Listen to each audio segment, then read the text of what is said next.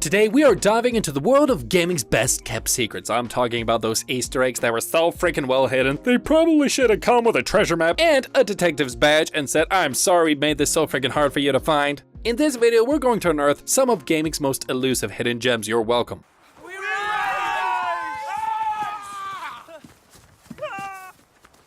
And leading the charge is none other than the new Tetris for Nintendo 64. Yeah, you heard me right. It's a game about falling blocks, and it has secrets, but not just any secrets. The kind of secrets that took players almost as long to find as it takes me to beat a level in Dark Souls. Haha, that's so embarrassing. Yes. Anyways, at number 13, we got new Tetris. The Easter egg is a classic tale of developer frustration that turned into an immortalized digital rant. David Pretty, the man behind it, didn't just go for a subtle nod or a cheeky message. No, he went all out. His rant was like a scathing review of the company's management, except it's hidden in a game's code. Woo, talk about making a statement. He praised his teammates, calling them genuine friends, but didn't shy away from expressing how rushed the development and management issues soured the experience. And get this, it wasn't just like one rant, no. This game is like a treasure trove of developer rants, secrets. There's text art, random quotes, and even a fake cheat code that actually a crash screen? I guess when you can't air your grievances at the water cooler, embedding them in the game's code is the next best thing, right? I don't know. It's basically a time capsule of workplace frustration immortalized in an N64 game. That is classic and also really scary. Coming in at number 12, we have the Liberty City reflection in Grand Theft Auto 5. Now this is a real blink and you'll miss it type of Easter egg. So, almost a decade after Grand Theft Auto 5 hit the shelves, a couple of French YouTubers, Mr. Frauscher and Gaming BGK, stumbled upon this little gem. Imagine their surprise when they're just chilling near the Opium Knights Hotel at the airport and then BAM!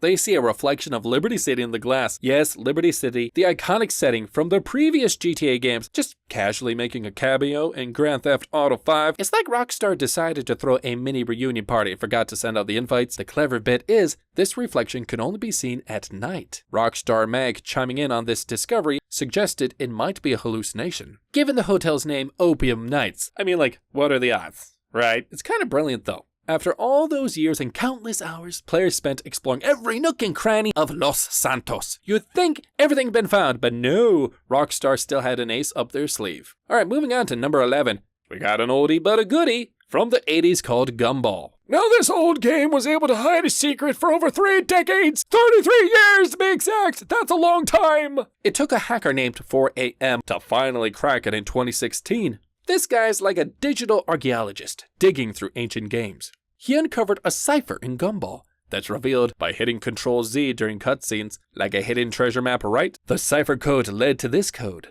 double helix, and when you enter DNA at the end of the game, voila, you get the Easter egg. The game's creator, Robert A. Cook, was pretty impressed, saying it was the first time anyone cracked it, and even more impressed that it only took 33 years. Man, that is wild to think about secrets hiding in these old games. Dang! That is really cool. Waiting for decades to be discovered. Makes you wonder what other mysteries are tucked away in those retro pixels. Coming in at number 10, the Halo 3 Easter game is a heartwarming little secret that was cleverly hidden by developer Adrian Perez. It remained a mystery for 7 years until Perez himself finally revealed its existence. Oh, come on, Perez. Anyways, to find it, you need to set your Xbox clock to December 25th, and then as the game loads, hold down both thumbsticks. This will reveal a new loading screen with a ring, inscribed with the message, Happy Birthday, Lauren. It's a personal shout out from Perez to his wife. Oh, that is so sweet. It is so nice to see a developer putting in such a sweet personal touch in a game where you're actually busy saving the universe from alien annihilation. Anyways, to see this Easter egg for yourself, just tweak your Xbox's clock and get ready for a sentimental moment amid the Halo chaos. Moving on to Red Dead Redemption 2. At number 9, we have the cutscenes from Red Dead Redemption 2. The first one starts with Arthur Morgan, apparently having a chill fishing trip with Jeremy Gill and Rio Bravo. The scene found years after the game's release suggests that originally Arthur could have strolled into Blackwater and New Austin as freely as a bird without a posse of lawmen on his tail. Quite the twist from the final game, right? It's like Rockstar Games initially planned on a more leisurely sightseeing tour for Arthur, but then said, nah, let's just make this guy's life horrible. YouTuber Kush Kurox is the one who dug up this gem. It's a fascinating peek into what could have been in the game's world. Then there's a secret cult cutscene that players can find. This cutscene involves a cult known as the Chelonians. To discover this cutscene, players need to go to a specific location northwest of Valentine, near the Dakota River, up on top of a cliff. There you will find the Chelonians conducting a ritual. One player found out that instead of walking up and talking to them, like what most logical people do, if instead you just shoot one, you will get a secret cutscene. The cultists will scream, turn around, and then just run straight off of the cliff. Pretty crazy, right? Moving on, at number 8 we have The Last of Us. This game has given quite a few Easter eggs over the years, but two of my favorites are Not Really Pest Control and Naughty Dog's existence. So to start with the Not Really Pest Control Easter egg, this was one that everybody saw but no one really paid attention to type of detail. Except eventually, some eagle-eyed player in the Pittsburgh level noticed this pest control flyer with actual phone numbers. You think it's just part of the scenery, right? Wrong. These numbers turned out to be real working numbers, and for some spicy sex hotlines. The discovery timeline isn't crystal clear, but it wasn't immediate. It took a bit for players to start dialing these numbers out of curiosity or just, well, boredom. Neil Druckmann from Naughty Dogs later hinted it was an unintended slip-up by an artist.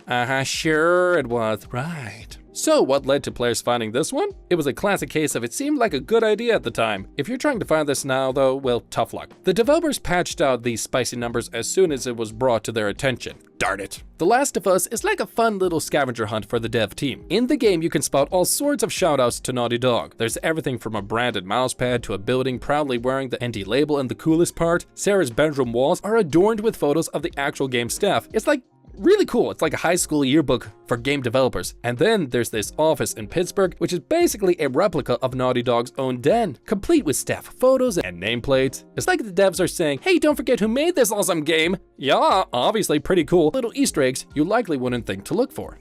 At number 7, we have Hitman 2, where players can stumble upon a witty Easter egg that gives a shout out to the Tomb Raider series. In the game's final mission, you encounter a character named Nathaniel Blake, a treasure hunter who reminds us a little bit of someone with a very familiar name. Oh, come on, guys. Nathan Drake from Uncharted, remember? But besides the point. The fun begins when you swap outfits with Blake, and then you get to escort a butler to a freezer and then lock him in. It's a really funny throwback reference to the infamous butler from Tomb Raider 2. When you successfully pull off this nostalgic move, the butler humorously remarks that the same fate befell his cousin Winston, another nod to the butler from Tomb Raider. That is very fun.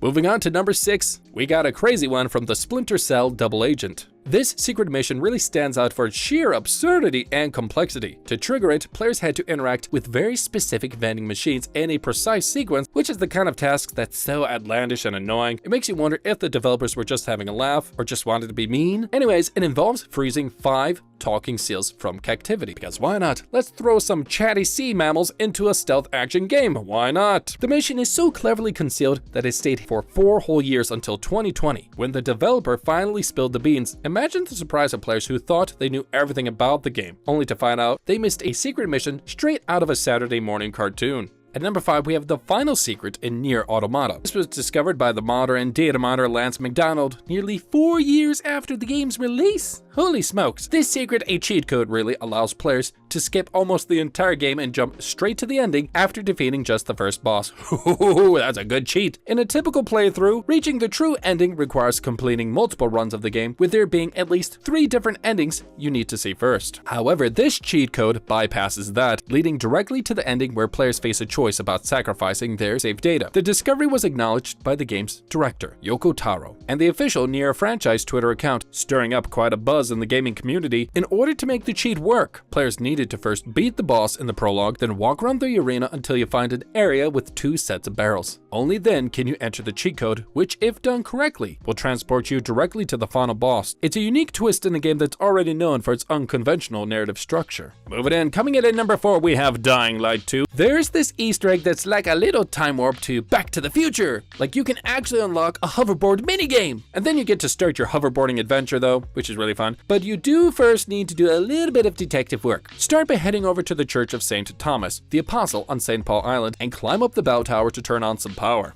You then need to interact with the radio, and then the first hoverboard will appear nearby. Then you will need to follow a blood trail, which will lead you through a few locations with more hoverboards, including a military convoy, and then finally to a blue car with the final hoverboard in its trunk. This minigame challenge is as tough as nails, and if you manage to score a gold, you're either a hoverboard master or just plain nuts. The catch? You can only use the hoverboard in this minigame, which is kinda crappy. So no futuristic cruising around in the zombie apocalypse, unfortunately. Either way, it's still a fun addition, and who doesn't like flying around on hoverboards? Number 3, we have the bearded guy in Punch-Out. Oh, you're gonna love this one. So nearly 3 decades after Mike Tyson's Punch-Out graced the world, some eagle-eyed Reddit user, go figure, stumbled upon this Easter egg that's been hiding in plain sight. Are you ready for it? There's this bearded guy in the crowd, just chilling there, who actually ducks at the precise moment you need to throw a punch to knock out Piston, Honda, and Bald Bull in their second fights. I mean, who knew that, right? And the best part, this little gem sat there unnoticed, while gamers over the years probably wore out their thumbs trying to figure out the perfect timing. And let's not forget the late Satoru Iwata casually dropping hints a few years ago about more hidden surprises in the game. It makes you wonder, were we all too busy actually playing the game to notice these little subtle clues? I don't know. So yeah, a tiny character movement in a sea of pixelated fans was the key all along. Sounds easy. It's like those Where's Waldo puzzles, but for gamers, and it only took, what, almost 30 years to find? Makes you think, what other secrets are lurking in these old school games just waiting to be found by someone with way too much time on their hands, like me. Now on to number 2. In the Dead Space remake, there's this sort of pointless but rewarding little Easter egg, a spooky sea shanty that you can unlock. It's like a hidden treasure for anyone patient enough to solve the riddle. To get it, you need to hunt down pieces of a code scattered across the Ishimura in 6 different locations. Once you finally piece it together, you get to head over to this break room on floor 3 of the bridge, and inside you'll find the dark room with a lit up image on the wall and a circle with symbols on the ground. Now most people would just take one look at this and just walk away. However, if you look a little closer, you will notice that there are symbols around the outer part of the circle that you interpret as either stomps or melee actions. Perform them in the correct sequence and voila, you're rewarded with a creepy audio log featuring a sea shanty about the Ishimura. Sounds great. It's a clever little puzzle that turns Isaac into a space-age pirate. Arr. For a moment, not the most exciting Easter egg, but for those who really were able to figure it on their own, I'm sure they felt super smart. Alright, coming in at number 1, we have the Atari Easter egg in Call of Duty Black Ops 2. It is like a nostalgic trip down memory lane, but with more explosions. In the Nuketown 2025 map, players can unlock this old school Easter egg by shooting all the mannequins' head off in under 2 minutes. It's like a headshot party, but the prize is a retro gaming session. Once you've decapitated all the mannequins, you can interact with the giant TV at the entrance sign and play from a selection of Atari games right there. It's pretty cool because to top it all off, you even get a pair of pixelated hands using an Atari controller that reacts to your inputs. It's a quirky blend of old school gaming meets modern warfare, and hey, while you're zapping pixels Atari style, you're invincible, which is pretty much every gamer's dream, right? And with that, I'm sad to say we have come to the end of our search for the long, deep, hidden secrets that developers just love hiding for us. Let me know down in the comments below of any other Easter eggs that you've ever found. I would love to know about them. Thank you all so much for watching, and until next time, peace.